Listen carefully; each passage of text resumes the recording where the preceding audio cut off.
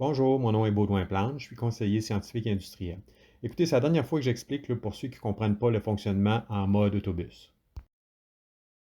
Je le sais que le tramway n'est pas sur une ligne droite, c'est simplement une représentation schématique d'un fonctionnement. Les petites cabanes vertes, ce sont les stations, les points de couleur qui se promènent, ce sont les véhicules. Après une analyse approfondie du pic de passagers dans le scénario le plus optimiste de la ville de Québec, on constate qu'un simple duo d'articulés ferait le travail amplement. Ça, c'est à condition d'avoir le même mode de fonctionnement que pour le tramway, c'est-à-dire avoir une voie exclusive en plein centre du boulevard, accès pour les passagers à toutes les portes en montée et en descente, plateforme surélevée, et des feux de circulation favorables à la fluidité des autobus. On peut bêtement exploiter le duo d'articulés comme on peut le voir dans la présentation, mais on peut faire mieux. On peut opérer différemment chacun des articulés, un en mode local comme le tramway et un en mode express. Donc, tout est avantagé pour les autobus. On n'a pas de rails, on n'a pas de centaines de poteaux avec les fils, puis on n'a pas de tunnel. Évidemment, le temps de déplacement est beaucoup plus rapide. Vous allez dire, c'est super, mais pourquoi s'arrêter là? Remplaçons le duo d'articulés par trois autobus ordinaires, dont un provient de Lévis. Pourquoi de Lévis? Parce que les gens qui viennent de Lévis avec le tramway vont arriver avec leur autobus ici, débarquer l'autobus, attendre le tramway, puis prendre le tramway.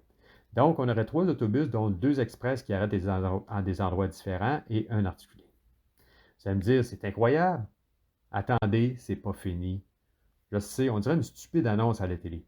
Mais, vu que les voies d'autobus sont carrossables pour tout type de véhicule, quel autre véhicule aurait intérêt à passer par là?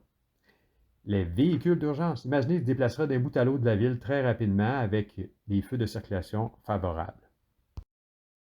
Vous vous demandez si nos dirigeants sont au courant. Je peux vous dire que depuis le mois de mars 2021, les élus de la CAQ, PQ, QS de la région ont eu l'information. Les cabinets du ministre Bonnardel et de la vice-première ministre Guilbeault sont parfaitement au courant. Vous allez me dire, bah, ce sont des politiciens, fait qu'ils ne connaissent pas vraiment ça. Je vous dirais qu'il y en a qui se prennent pour des experts. En parlant d'experts, je l'ai aussi soumis aux experts de la CAQ et du bureau de projet. Ils sont totalement en désaccord, mais incapables de le justifier.